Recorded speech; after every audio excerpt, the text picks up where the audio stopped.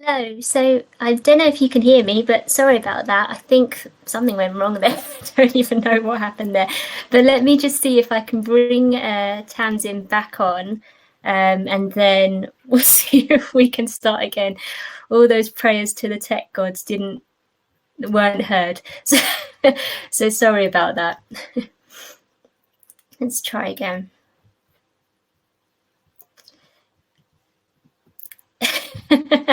Thank you for everyone saying hello.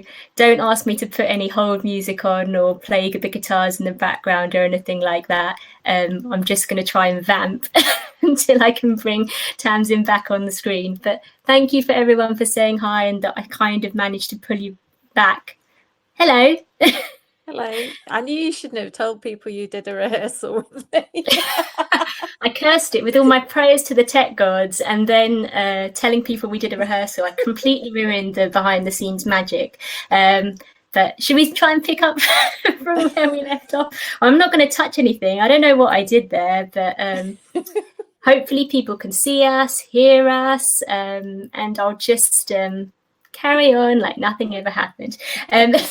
So you were telling us about your kind of own experience of divorce, and I know that when we've spoken before that actually, divorce is never a nice thing, but you actually managed to have quite an amicable divorce, but it's not always everybody's experience. And I think that kind of fed into some of your thinking around smart divorce, as well as kind of, I mean, I didn't know that was something your own parents had gone through as well. So I guess it all kind of feeds into that kind of picture of kind of perhaps maybe needing a different kind of approach.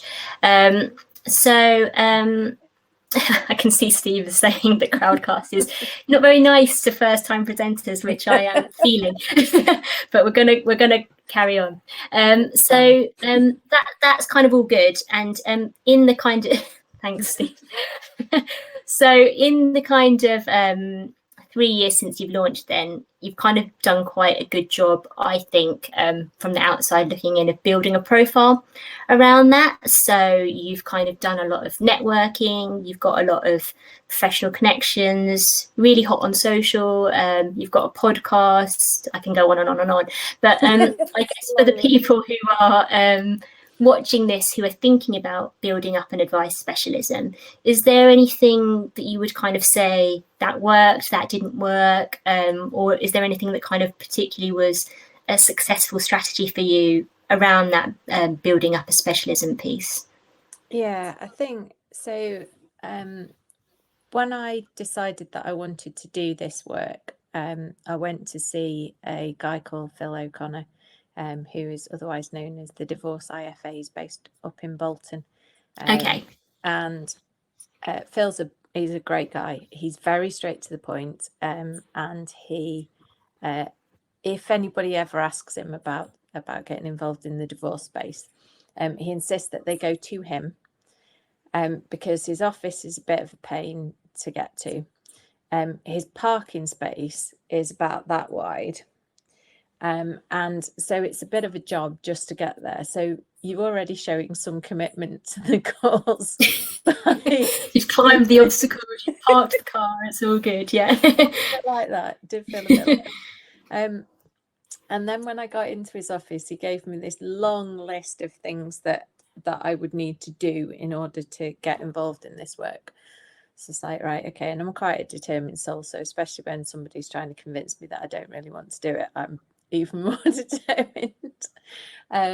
And then he said the one piece of information and advice that really sat with me and has stayed with me is that I needed to immerse myself in the divorce world. And so that's what I did. I completely, everything that I did, everything that I saw that was relating to divorce, everything in the press, anything that was a podcast, any books I could get my hands on, any information that providers were putting out. I joined Resolution.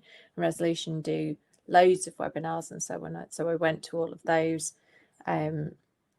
Literally, I was just did exactly what Phil had said, which was immerse myself in the world. And I think that was really good advice. And so I would say that as well. You know, if you want to have a specialism, if you're picking a particular area of financial planning that you want to work in, seriously immerse yourself in that world so that you can complete. You hear it all the time, but it's really true. You've got to understand what those people are going through. And yes, I have been divorced. Yes, my parents were divorced, but I only know 2 examples of how divorce looks, and neither of those will be what any other person is experiencing, because divorce is your own experience. But if you can understand as much as possible about what other people might be going through, what their experiences might look like, I think that can massively help. In terms of the business development, yeah, it was what I found works massively well for us is this layering effect. Phil Bray has talked about it a number of times, where you have a podcast, you have a YouTube channel, you have a blog, you have newsletters, you have a Facebook page, you go on social media, and people will pick up People bits aren't of seeing all things. of that. Yeah, Yeah. especially in the divorce world, where it's not an immediate decision. It takes a long time, and it takes a long time to make decisions. So even if you're at the point where, okay, yeah, we don't think we can live together anymore, even at that stage, it's not a quick process. There are still big decisions to make, and you don't necessarily go rushing straight off to a divorce financial planner, for example, to have a meeting. So you'll be picking up bits of information from wherever you can get it. And if I'm the person that they pick up a blog from, and a podcast and a newsletter, and then join my Facebook group, and then happen to be in a lawyer's office and they say you need to speak to Tamsin, then that's who they're going to come and speak to. So I think for us, it is the layering effect. It's being omnipresent. So they can't avoid me. Yeah, no, I was thinking about that when you were talking, actually, around kind of Phil Bray at the Yardstick agency, his take on it, because I think he's kind of written before around the kind of, it's not about the individual tactics or, you know, Facebook over Twitter or over whatever else. It's actually about, where are you trying to get to? Is it about brand awareness? Is it about, you know, working with particular types of people, and therefore what's your way in on all of those different things? So that's good. Although not good if you were looking for a quick fix. I don't think there is a quick fix. I genuinely don't believe that it's that getting into a specific niche, unless you've been in it for a while, it isn't a quick fix. When we launched Smart Divorce, I remember Steve saying, what are we going to do if this sets off like a rocket from day one? And we were like, well, which would be a nice problem to have, wouldn't it? But it would be a nice problem to have. And it said, you know, it took a couple of years of trial and error, and a couple of years of building up the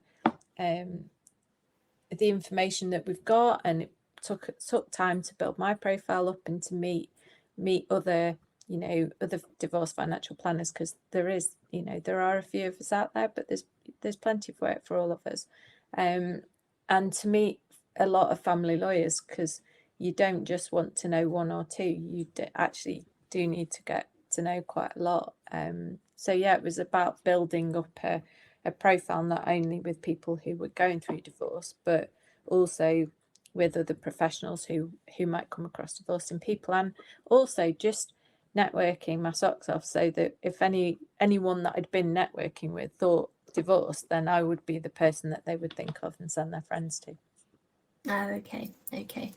And you talked about resolution earlier, and so I think you are fairly recently accredited resolution financial planner, so congratulations. So maybe could you just kind of take a step back and kind of explain, what is that, what does that mean, and what does that involve, and what kind of prompted you to kind of get that accreditation? So becoming resolution accredited was the plan from day one. It was the holy grail. So in divorce financial planning, to me, being resolution accredited is like being chartered, but specifically for divorce financial planners. So it's the thing I'm absolutely most proud of, because it says that I'm a specialist in my field. Currently, there are only around 40 resolution accredited financial planners in the UK. 40. 40 in the Wow. UK. So yeah, so it's big. It's a big deal. It was a big deal to me. You need to have done 3 years CPD in the divorce world. So I knew it was going to take me 3 years. Okay. Because I needed the CPD and I couldn't get 3 years worth of divorce CPD like that. So No. I knew it was going to take me 3 years. And you also have to, so the way it works is there's 2 papers. There's paper 1, which is done over a weekend. So they send you the paper at lunchtime on a Friday and it has to be submitted at lunchtime on the Monday. Nice. Which is a delightful weekend. No other life. No space for any other thing. Yeah. Look out that weekend. Yeah. And so that's the first paper. The second paper comes out first. No logic. And I think it's 3 months that you get to do that. So I think it might be 2 months. So I think that came out at the end of September. I think it was submitted in the end of November. And there are three potential sections. So there's pensions, which you have to do. And there's a cash flow paper or a tax paper. I'm reliably informed that very few people do the tax paper and most people do the cash flow planning paper. I don't know why that would be. Tax, cash flow. I learnt more about pensions than I ever knew possible, because in order to do the paper, you end up following a lot of research, doing a lot of research into the legal aspect of pensions rather than the practical aspect that we already know. So I thought that was going to be the hardest part, but actually, because I could research all the bits and pieces, that was not too bad. The cash flow paper that I thought was going to be relatively straightforward, because I do it every single day of my life as part of my day job. I rebuilt the cash flow plan 3 times from scratch because I wasn't convinced I'd got the right answer. Oh, really? So that was a bit of a job. And then you have to provide evidence of some real life cases that you've actually done. So while 3 years sounds a really long time, you do actually need that time in order to build up a portfolio of clients that you've actually worked with, so that you can provide the evidence when you submit your accreditation. So in terms of the volume of work, I did a master's when I first started at Smart Financial, which was 18,000 words. My accreditation submission was longer than my master's. Wow. Gosh. I had 9 months to write my master's. So yeah. And so obviously, like, it's a really high bar then, and lots of work involved, and you have to kind of want to be committed to it, but without kind of wanting to like just rub out all of that hard work. I mean, what do you get out of it apart from, the warm fuzzy feeling that you've managed to kind of reach this high standard? Does it open you up to kind of more business, more inquiries, people take you more seriously, or is it maybe just a kind of confidence in your own abilities type thing that you've kind of got that certification? Yeah, I mean, there's a bit of bragging rights. Well, I would think so after 18,000 words plus. Yeah. There's a bit of bragging rights. There's a bottle of whiskey on my windowsill in front of me from Steve for passing it. So that was another plus. It does open more doors. I can't say that I've gained lots of clients so far, but I did only find out last month that I'd passed it. So it's early days. I don't think it opens doors directly to clients, because I don't think most clients will know what it is. But it does open more doors to lawyers and other divorce professionals, so mediators, divorce coaches, etc. So there is a benefit from that perspective. For me, it's like you don't need to be chartered, but I am, because it's important to me. And I think it's a kite mark of what you're able to do and where your specialism lies. So for me, it was really important. But is it essential? No, probably not. No, but I can totally appreciate kind of why you would look to do it and set yourself apart and all of that. So congratulations again. Maybe Steve will send you another whiskey for getting through this, eh? That's it. That's your lot. So I think we've stunned everybody into silence now, because now the chat's gone really quiet. So if you do have any questions for Tamsin, feel free to sort of drop them in there. But I kind of wanted to change tack a little bit now, because I know that when we've spoken previously, we've sort of talked about lockdown and things like that. And lockdown has been pretty rubbish for everyone in lots of different ways. But I think it's something that you kind of had your own sort of struggle with. And it's something that you've been quite open with in terms of your work with the PFS Power Initiative. So I wonder if you wouldn't mind just talking a little bit about what your experience was last year and what happened after that, really. Yeah, absolutely. So I mean, I'm going to describe it as a breakdown. It's not been medically diagnosed as that. I think medically I suffer from anxiety. This is not a long-standing thing. It's not something that I ever had before, or it's not something I was aware of ever having before. It's not something that's got in my way in the past. But probably a year ago, so I'm asthmatic and was in a shielding category for however long it was last year, 12 weeks, I think. Forever, yeah. Yeah, it felt like forever. So I didn't leave the house, and I'm a sort of a runner. Let's call me a jogger. That's massively underselling what you do, but okay. I get a real, I have a real passion for the outdoors. I love hiking up really big hills, and that's my thing. And to not be able to be outside anywhere than in my garden, was really not doing my mental health any good. My back garden is lovely, but it is surrounded by houses, and when I get my peace from being able to see open space and hills and so on, that was not doing me any favors. So things kind of got worse and worse to a point that one day I couldn't function. I couldn't face a client meeting. And I love client meetings. That's the part of the job that I love more than anything. I'm not somebody who gets a great thrill out of writing a reason why letter or typing up meeting notes. You know, my thing is speaking to clients face to face. And I had a client meeting coming up, and I knew I couldn't do it, and I just sat and watched the time tick down. And I remember it vividly. I was sat in this chair, in this position, just watching the time tick down. And just thinking, I can't do it. In the end, something made me pick the phone up to Steve and say, I've got this meeting and I can't do it. I don't know what's wrong with me, but I just can't face it.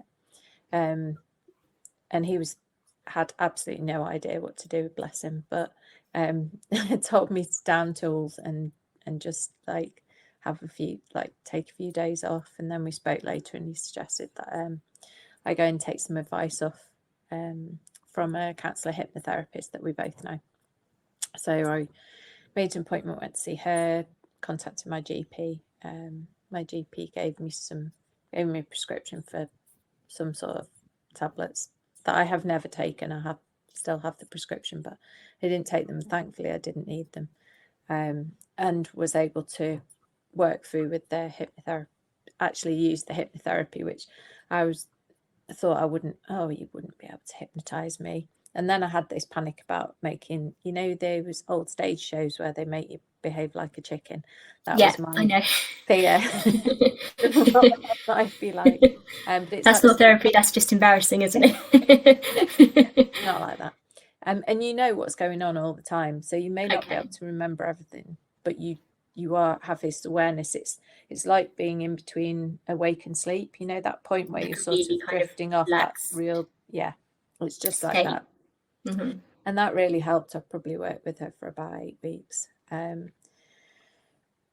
yeah, it was a horrible experience. It was a really, really hard time to go through. And I've watched so many other people who are in our profession going through a similar thing. And, you know, we're really lucky. I mean, Steve from the Landcat and wonderful Ollie set up a fantastic Facebook support group, which is still alive and well and still supporting people and is still doing great work. And it has been it's been really good to know that I'm not the only person who's going through this, and that there are other people not only there experiencing it, but that are there to help and support as well. So that's been fantastic. Yeah, that's good. No, I know we were kind of keen to like give a shout out to Steve because I know he's helped you quite a lot. So Yeah. if Steve wants to drop the Facebook chat, what is it called? Take Stock, the name of the group, Take stock. something Yeah, like that. Yeah. it's changed names a couple of times, so I had to go and look it up. But yeah, if somebody wants to drop the link into there, that'd be cool. And I'll also, yeah, as I said before, I'm not good at multitasking and I don't want to touch anything right now. So, but I'll drop a link in as well to the PFS video that you did because I thought that was really powerful as well. But so how are you doing now? And do you feel like you're kind of getting there? I'm guessing. I mean, it's not something I've been through, but I'm guessing there are days where you're kind of tackling the world and getting resolution accredited and, you know, knocking it out of the park, and there are days which are not so good. So is it kind of a case of knowing how you deal with it and knowing sort of triggers and things like that?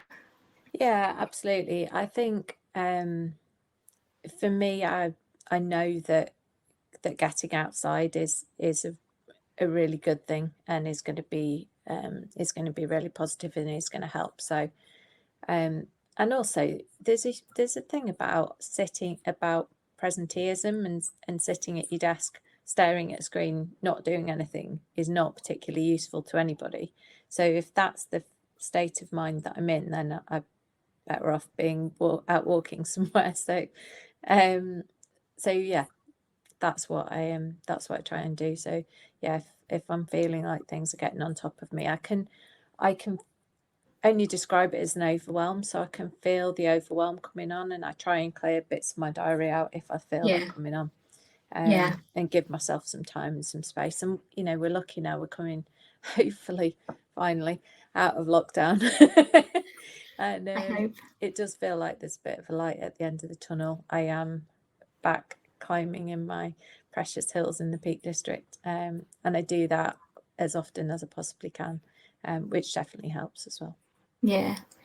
Well, I'm sorry that you went through that, and I'm glad that it's kind of you're learning how to kind of cope with it and stuff. And I'm like super thankful for you to like for talking about that kind of stuff because it's not easy being personal. And I'm gonna not try and do a poor imitation of Oprah anymore and change the subject. But yeah, if anybody wants to talk about that kind of stuff, Tamsin, Steve, Ollie, all those good people, and the Facebook group that Steve has mentioned as well, are all kind of good, very valuable ports of call, I think.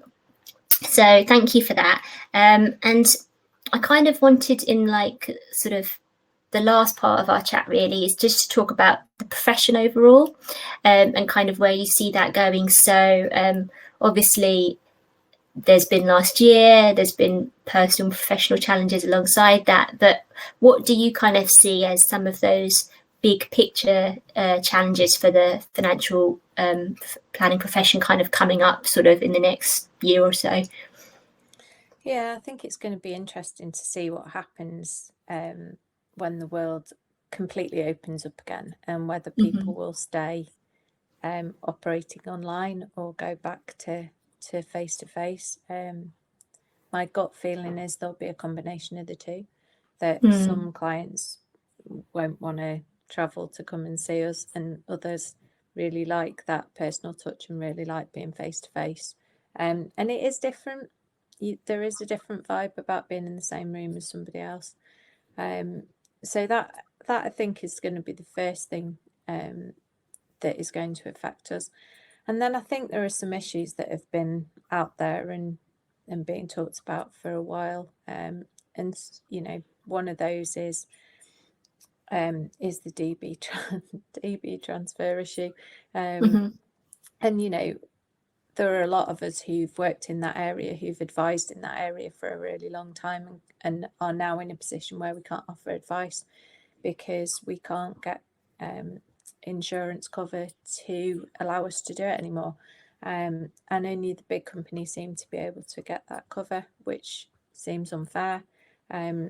It's creating a massive problem for divorcing clients, because if they've got an option of an internal or external transfer, they need advice, but they may only have a really small pot, you know, and they may only have 50 grand, but they still need advice on it, and they still need somebody to look at it. And a lot of the bigger firms will only look at pots over 150,000, or will charge an extortionate fee, or a combination of the two.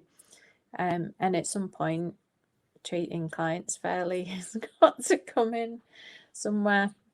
So I think that's an enormous challenge, and I think that's one that needs facing, and it's not anything that we can do anything about without the insurance industry changing dramatically. There kind of needs to be the PI insurers there underpinning it all. Otherwise, this is what happens. People leave that sector of the market, isn't it? Absolutely. So just to take a step back a bit then, so you talked about kind of, you know, there's been a lot of talk about, you know, hybrid ways of working and keeping the good from last year and ditching the bad and all of that. But I wonder how it was for you specifically, kind of on the smart divorce side, trying to bring in new business in a kind of online environment, because financial planning is emotional at the best of times. And, you know, if you're in a kind of heightened state where you're going through a separation, which may or not be really painful, I imagine that's quite hard to do online. But what was your experience? So I keep this on my desk for my clients. My experience was that it wasn't any more difficult than seeing people face to face. And actually, I do wonder if it was easier and is easier for clients to see us on screen rather than coming into if they've not spoken to a financial planner before and they think we're scary, like solicitor type people and they're going to have to come to an office and, you know, sit the other side of a huge desk, and big leather chair.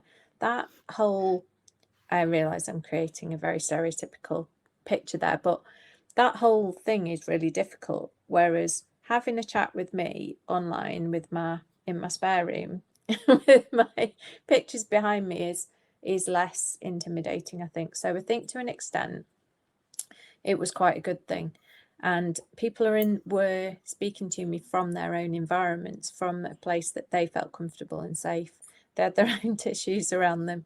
And yeah, you know, they're in their own environment and they're comfortable and maybe easier to chat. And absolutely. I mean, it's a really emotional thing. The first meeting that I ever have with divorced clients, or separating clients, usually ends up with them in floods of tears.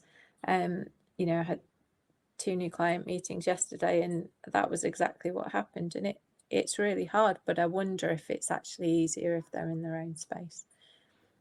So yeah, that I don't think that was a problem, and it opened up the possibilities of us dealing with people who aren't just in our local area. So we have clients all over the country now. Yeah, and you sort of plan to keep it that way and have that sort of national reach. Yeah, I have always preferred having a first meeting in person with a client, so I always said that we would keep our geographical area tight. In the past, I've always held clients in London and Scotland and all over the show, because clients move house as well is the other thing. But I wanted to start off at least with quite a small geographical reach for Smart Divorce. But yeah, I think where clients are happy to speak to us on Zoom, yeah, I think we'll probably keep that going if they're interested in talking to us. Yeah. Great, yeah. I can see Russ' face there is on the chat, and hi Russ, and he says he's happy to chat PI and DB if he can be of any help. So Brilliant. There you go. Thanks, Russ. I'll be in touch. So that's definitely not one that I can pack into 5 minutes fixing the DB transfer PI issue, but glad to kind of make the introduction anyway. And then so just to round us off then, so that's the kind of like, yeah, there are always going to be challenges in the profession, and those are kind of biggies. But what are your kind of hopes for what the planning profession can achieve? I mean, like, that's quite a big question, but you're starting to see this movement around, like, you know, coaching and behavior and well-being and all of that kind of stuff, different specialism like yours springing up. So are you kind of hopeful for the future of kind of planning generally? Yeah, absolutely. I think one of the things that I've noticed, particularly over lockdown, has been the supportive communities that have been springing up. So as well as the Take Stock Facebook group, there's a Facebook group for women in financial advice set up by Charlotte Wood, which is called the Women in Financial Advice Community. Let's get that right. Which is a brilliantly supportive group, and there are lots of women in all sorts of different roles in that group who are all supporting one another, which is really lovely to see. We've got Next Gen, which again, fantastic supportive community. We've recently set up a group on Facebook called the Women in Money Cafe, which operates a clubhouse room and a Facebook group to try and help women to get involved a little bit more in investing, and also take more of an interest in their family finances if it's not an area that they've been involved in the past. So I think there's loads of really great initiatives out there, and lots of good news happening. And I think that we need to realise we're part of a community, keep supporting each other, and keep off the Twitter nonsense, which I like to think there's not too much of in our community. But you know, just be positive about each other, because there's plenty of work out there for all of us. We don't need to say bad things about one another to get the work, other than the people who are rogues in our industry, that we obviously need to keep out. Yeah, no, well said, well said. And I'll just take one more question. So Fiona Tate has asked, do you now have clients in Scotland, and does Resolution help offer any help with Scottish law? So thanks, Fiona. I don't no, Scottish law is different. So certainly in terms of divorce, I think I would not get involved in a Scottish legal case, because I don't have the knowledge around it. As far as I'm aware, Resolution is only based on English and Welsh law, but I'm not entirely sure. Cool. We'll my defer Scottish to clients are someone very else. not divorce clients. Fine. Okay, I think that's about all we've got time for. So thanks so much, Tamsin, for your time. As always, it was really nice to chat to you, and thank you for kind of hanging on while I got us back somehow. So thanks for that. Thank you for speaking so honestly as well. I thought that was really lovely. So that's that. Thank you again. Thank you to everyone at home for watching. Thank you for all your patience. Thank you for sticking with it. Thank you for all your supportive comments and all of that kind of thing. Who'd be a first-time presenter, hey? So thanks for all of that. So next week, I think Mark might be back in the hosting chair. Thank goodness. And I think he's talking to Standard Life UK Chief Executive Noel Butwell. So that'll be a good session to kind of tune in for. So I hope to see you again for that. But in the meantime, that's it from me. Thanks again to Tamsin. Thanks again to you at home, and hope to see you again soon. Thanks again. Bye. Absolutely.